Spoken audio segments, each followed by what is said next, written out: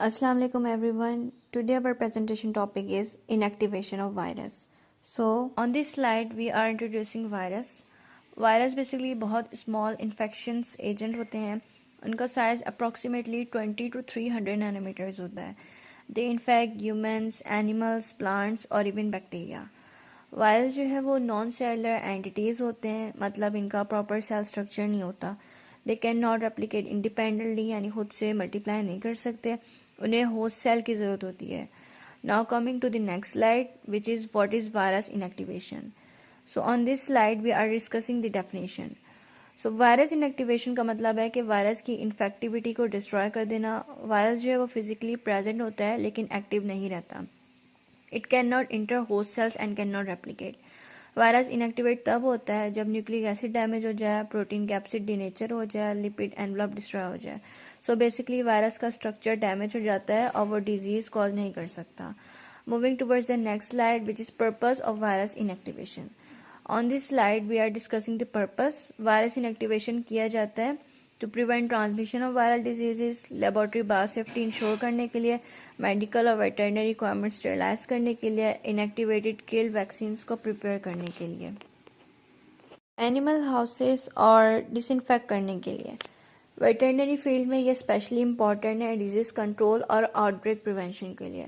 Now the next slide explains why we really need virus inactivation. So why do we need to inactivate virus? Basically virus spread हो सकता है through air, direct contact, contaminated water, body fluids, animal secretions and excretions.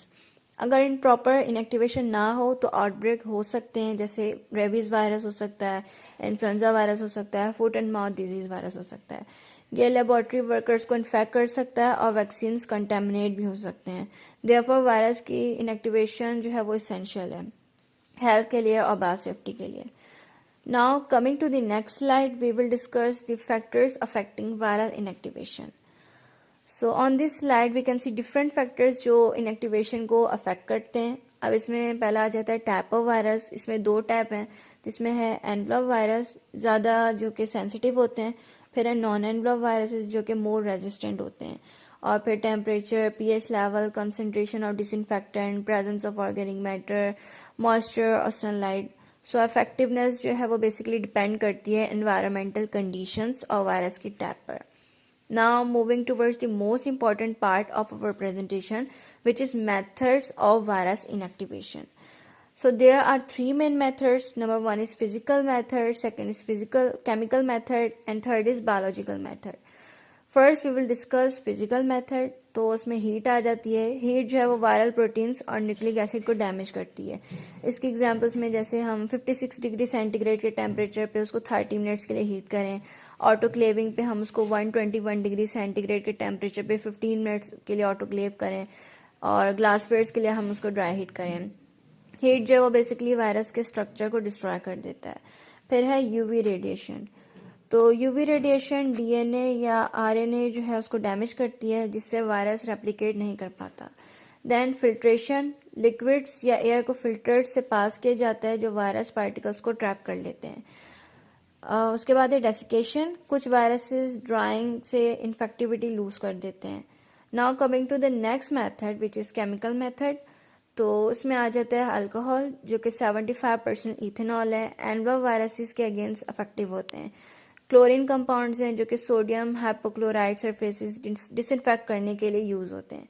फिर है formaldehyde, fumigation और vaccine production में use होते हैं. Iodine skin antiseptic के तौर पर यूज़ किया जाता है. Now finally moving towards the last method which is biological method.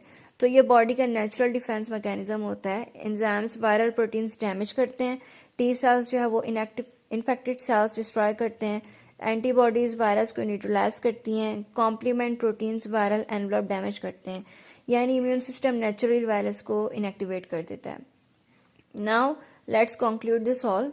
तो वायरस इनएक्टिवेशन जो है वो डिजीज प्रिवेंशन, बायो सेफ्टी और वैक्सीन प्रोडक्शन के लिए बहुत इंपॉर्टेंट है.